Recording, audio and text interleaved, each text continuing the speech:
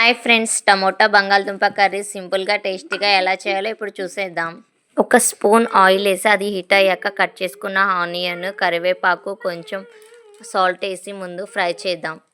ముందుగానే బంగాళదుంప టమోటాని కట్ చేసి పక్కన పెట్టుకుందాం. ఇప్పుడు కట్ చేసిన బంగాళదుంపను అయితే ఆనియన్స్లో యాడ్ చేసుకుందాం. బంగాళదుంపని యాడ్ చేసి అంతా ఒకసారి అయితే మిక్స్ చేసుకుందాం. అంతా అయితే మిక్స్ చేసుకున్నాక ఒక 5 మినిట్స్ అయితే బంగాళదుంపని బాగా మగ్గనిద్దాం. ఈలోపు ముందుగా కట్ చేసుకున్నటువంటి టమోటాలను తీసుకొని 5 మినిట్స్ మగ్గిన తర్వాత టమోటాలను కూడా ఇందులో ఇప్పుడు యాడ్ చేసుకుందాం.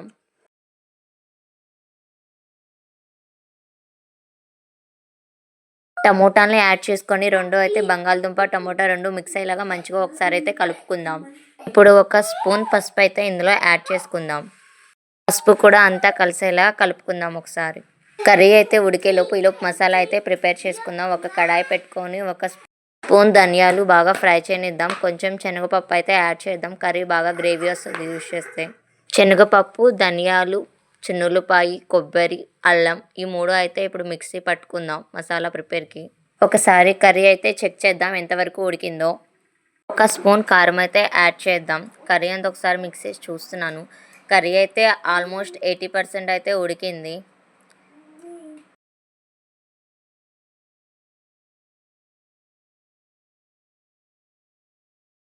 ఇందులో ఒక గ్లాస్ అయితే నేను వాటర్ యాడ్ చేసుకుంటున్నాను.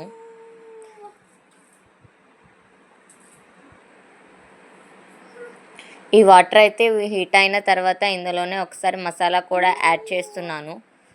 ఒక స్మాల్ గిన్నె క్వాంటిటీ ఆఫ్ మసాలా అయితే యాడ్ చేస్తున్నాను.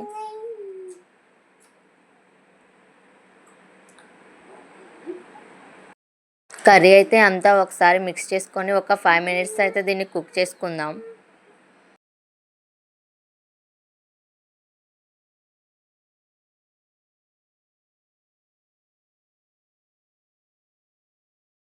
కర్రీ చూసారా చాలా బాగా ఉడికింది. ఇలా ట్రై చేసి చూడండి. టమోటా బంగాళదుంప కర్రీ చాలా అంటే చాలా టేస్టీగా ఉంటుంది. ఒకసారి తప్పకుండా ట్రై చేయండి మీరు కూడా. లాస్ట్లో అయితే కొంచెం కొత్తిమీరతో గార్నిష్ చేసుకుందాం. కర్రీని చపాతీతో కానీ రైస్తో కానీ తింటే చాలా అంటే చాలా టేస్టీగా ఉంటుంది. చూసారు కదా, వావ్ ఎక్సలెంట్గా ఉంది. టేస్ట్ అయితే వేరే లెవెల్ అని చెప్పొచ్చు.